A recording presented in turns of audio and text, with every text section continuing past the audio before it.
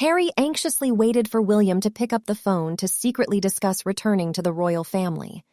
"Hello, friends! Welcome to breaking royal news about the notorious hypocritical couple, Harry and Meghan Markle, on our Kate Middleton and the Queen News version 2 channel. Did you hear that Harry may have just ignited Meghan's fury by reaching out to William, hoping to make amends and potentially rejoin the royal family? Can you believe the audacity?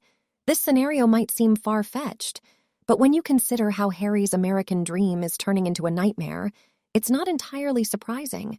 The promises Meghan made seem to be falling apart before our very eyes. Assuming this isn't just another manifestation attempt, it's downright comical that Harry believes a simple phone call can undo all the damage they've caused. Seriously, it's like setting someone's house on fire and asking if you can move in with them the next day. The nerve! But here's the real kicker. I highly doubt William would even entertain the idea. I mean, come on, folks.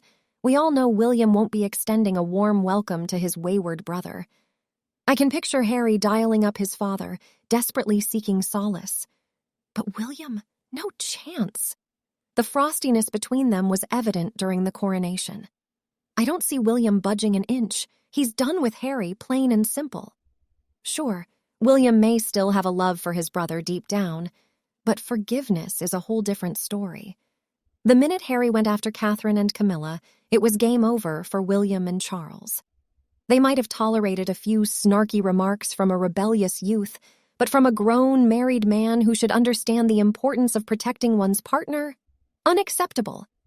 Catherine, who has done absolutely nothing wrong, was like a sister to him for years, and Harry trashed her. It's a betrayal that can never be forgiven or forgotten.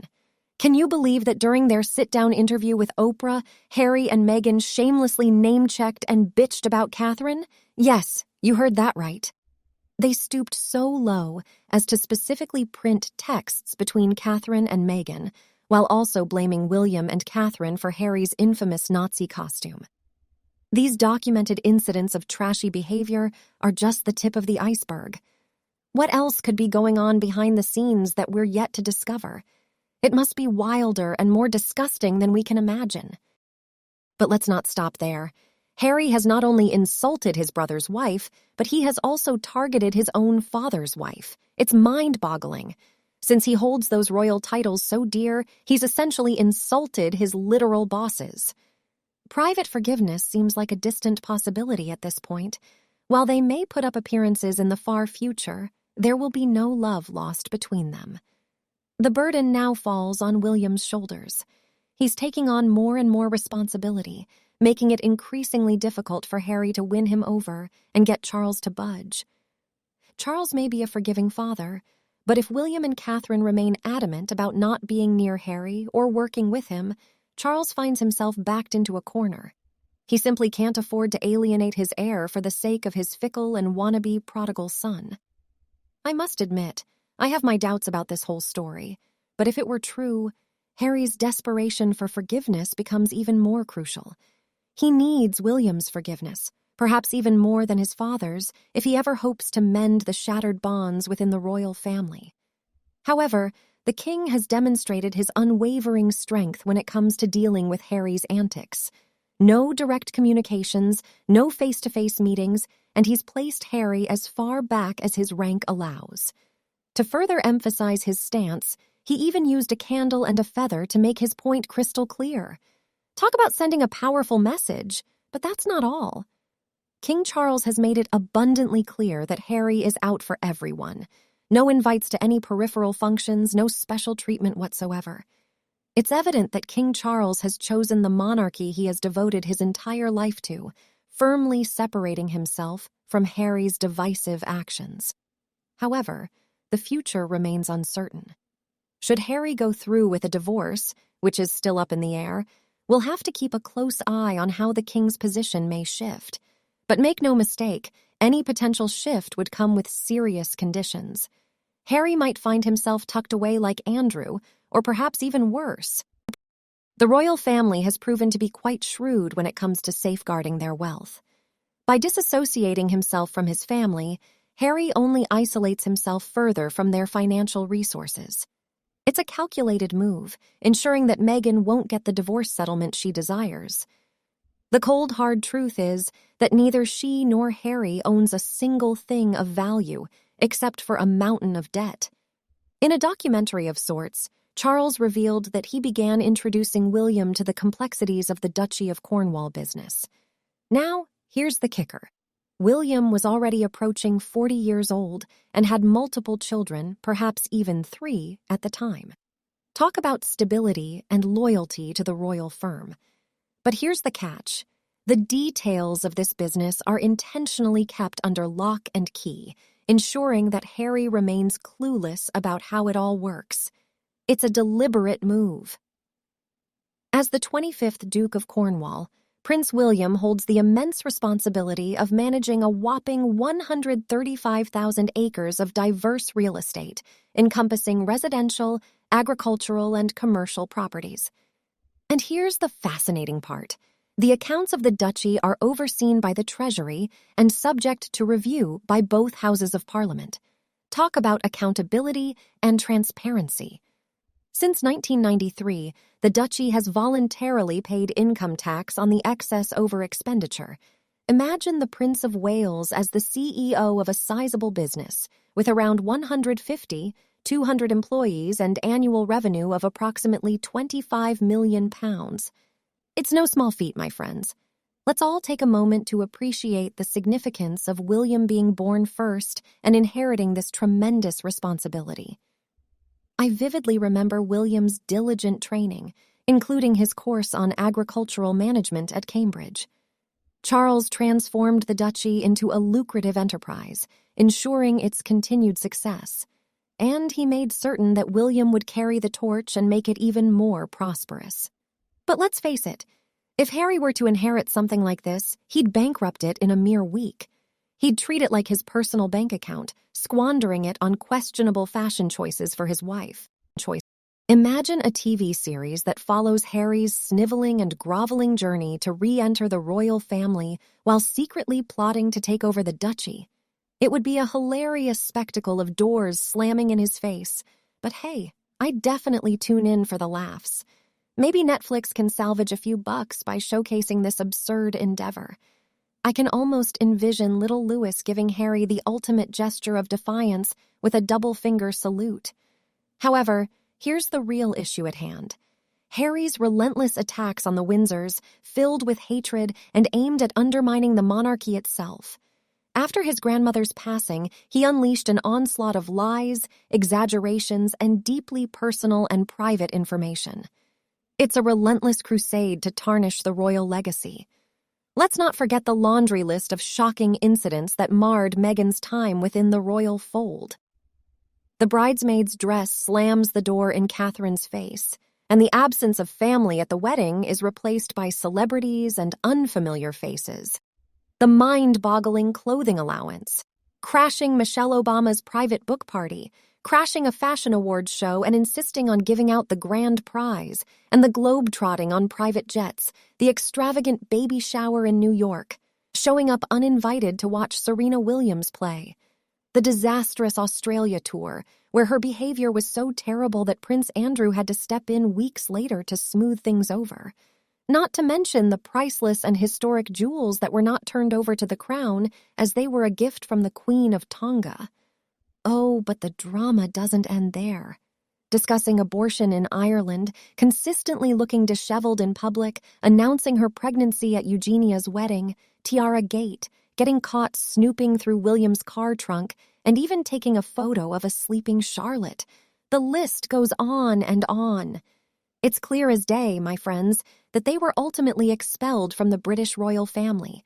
Their half-in, half-out arrangement was nothing more than Madame manifesting her true intentions. When they were told, "You're out," and given a year to get their acts together, they decided to go scorched earth, already securing Oprah and possibly even a deal with Netflix.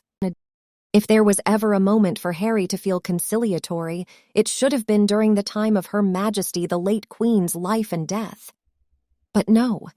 The attacks continue relentlessly, one interview after another, and even inside his court cases, he's still slandering his immediate family. Can you believe it? And all of this under oath, no less. Compassion is something I have for those who feel overwhelmed and may act impulsively or even destructively. However, true remorse and atonement are crucial for growth and healing. But these actions from Harry are not mere mistakes. He is not sorry. The full frontal assaults persist, indicating that his life's mission is to destroy the monarchy and bring down his own family members. It's a chilling revelation. I'm skeptical of any longing Harry may show to return to the royal fold. I fear it could be a ploy to get close enough to carry out even more destructive attacks. His unhappiness is palpable, yet he shows zero remorse. It's as if he's weaponizing his mother's claims of revenge against Charles, with Meghan milking that narrative. The monarchy must respond to what Harry has become, an anti-monarchy domestic terrorist. He must be kept away, for he is truly the Mordred of the Windsors, relentlessly pushing until the monarchy is annihilated. My perspective on Diana has taken a significant hit through the lens of Harry's actions. While I once had a lot of respect for her, what I've learned and witnessed because of Harry has greatly tarnished that image. It's disheartening to see how she treated Tig, just because the boys started to like her as a stable influence. It raises questions about Harry's attachment issues and the possible influence of his relationship with his mother. Admitting that your parents aren't perfect is never easy, and for Harry, it's undoubtedly more challenging due to the fame and larger-than-life story that developed around Diana. However, he shouldn't take her statement about seeking revenge as marching orders. It's crucial to interpret it in a different light, a legacy of kindness, love, and positive change for the country. Unfortunately, Harry hasn't lived up to that expectation. But here's the twist that really riles William: the way Harry and Meghan allegedly use the memory of Diana to guide their moves. We've learned that William was Diana's confidant, making this all the more personal.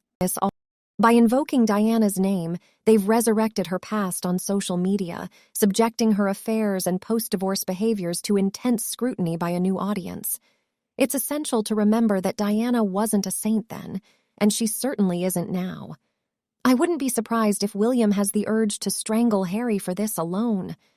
Furthermore, let's address the notion of a truce. A truce requires two sides actively engaged in a fight. However, in this feud, it seems that only Harry and Meghan have been relentlessly flinging mud at the royal family like crazed monkeys, while the royal family stoically absorbs the punches without retaliation. It's hard to call it a truce or ceasefire when they are the sole aggressors in this battle. Contrary to claims of genuine remorse for slandering his family and attacking his grandmother while she battled cancer, it appears that Harry's real motive for wanting to go back is far from noble. The truth is, they've hit a roadblock in Hollywood, financially and professionally, leaving them broke and desperate for new opportunities. If attacking his family were still a lucrative enterprise, rest assured, Harry would never have considered making that call. It's clear that his heart isn't in the right place. Money and a lack of prospects seem to be the driving forces behind this request. What Harry fails to grasp is the magnitude of the damage they've caused. Burning bridges has consequences, and when you've burnt them all, you find yourself stranded on an isolated island. Well, it seems Meghan and Harry's island is now running out of supplies. If I were William, I would firmly say, "Nope, you made your choice to burn those bridges. You and Meghan gleefully poured gasoline on them, high-fiving each other along the way. You even sat down with Oprah, roasting marshmallows over the fire of the burning bridge. So, enjoy your island, Robinson Crusoe." Have you ever wondered if Megxit was simply a cover-up for Harry and Meghan being fired by the firm due to Meghan's atrocious behavior? Picture this: Her Majesty the late Queen putting her foot down, telling them that their conduct on foreign tours was unacceptable, that they must cease bullying their staff, and demanding their active participation in ribbon cuttings and visits to meet regular folks doing good deeds. Additionally, they were expected to never upstage another member of the firm and strictly adhere to royal precedents. But alas, these conditions proved too much for Meghan to handle, leading to the publicized half-in, half-out proposal of Megxit, a convenient way to monetize their semi-royal status. If this scenario holds any truth, it seems highly unlikely for Harry to find his way back into the royal fold post-divorce, regardless of who sits on the throne. Instead, I envision him seeking solace in Africa, spending his remaining days out of sight and out of mind. But let's say, hypothetically, Harry was to skulk back to the UK, driven by monetary reasons. In that case, King Charles III might send him to a place in Africa, accompanied by a minder, for a year-long therapy akin to what Britney Spears underwent under conservative conservatorship. It could actually be beneficial for Harry's well-being. However, I doubt he would be willing to accept any help from his family, as his hatred for them runs deep. In fact, I believe he is far more mentally ill than the public realizes. When it comes to reaching out to William, I highly doubt he would even dignify Harry with a response. The rift between the brothers runs deep, and it seems nearly impossible for them to mend their strained relationship. Furthermore, there is absolutely no way Harry and Meghan can represent the crown after their scathing allegations. The majority of the public was incensed at having to bear even a fraction of their security expenses. Making statements in a court of law that undermine the credibility of journalism and imply the entire country is at rock bottom is a surefire way to tarnish their ability to represent the nation in any capacity. Let's not forget the gravity of their accusations. They didn't just imply that the royal family was racist, they implied that all of the UK was racist. Such implications are not easily forgotten or forgiven. Just look at how long it took for Camilla to gain even nominal acceptance in public roles. It will take years, if not decades, for the public to move past all the drama Harry caused. By the time his children are adults, the scars of this saga may still linger in the public's memory. This was always their downfall.